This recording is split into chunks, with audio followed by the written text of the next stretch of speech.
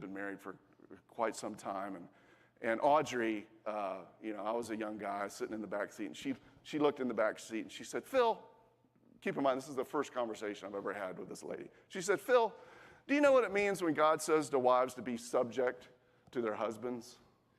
And I went, I don't really want to, why are we talking about this? And she said, let me tell you a story. Let me tell you why God says to wives, be subject to your husbands or be submissive to your husbands.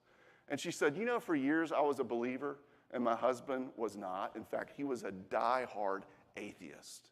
And I bugged him and I bugged him and I bugged him to go to church, go to church, go to church, give your life to Christ, get on your knees, beg for forgiveness. She just on for years and years. And finally, their marriage got so bad, she packed up all her stuff one day and she said, Bill, I'm moving out. She said, I don't know where I'm going, but I just got to get out of here. This is too hard. I'm gone. So she packed up and she left. And so Bill, he was not happy about that, of course. And he went for a run that evening. And if you've ever been in South Florida during a heavy thunder shower, he said, I started running down the street, Phil, and it started to rain. And then it just started coming down in buckets. And he said the sides of the streets were like rivers running into gutters. And there was all this stuff caught up in the rivers and like branches and stuff. And he said, I was just running in this rain because I was so mad and it's thundering and lightning. And he said, I looked over in the gutter and he said, I saw a book.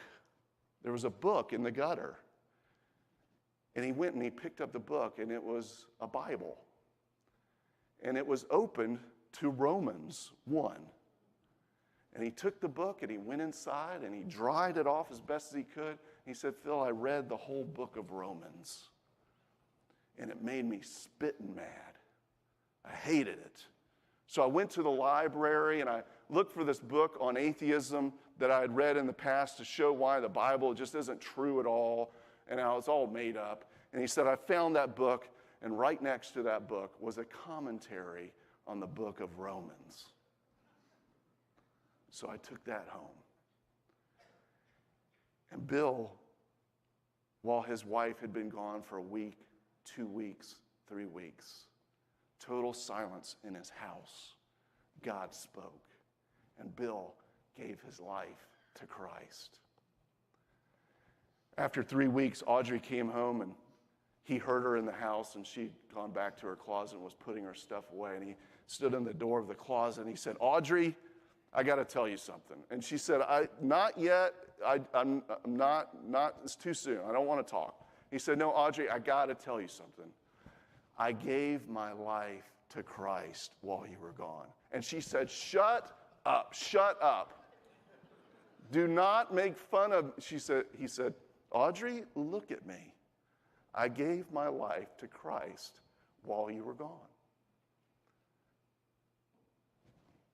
That's a method of evangelism that I really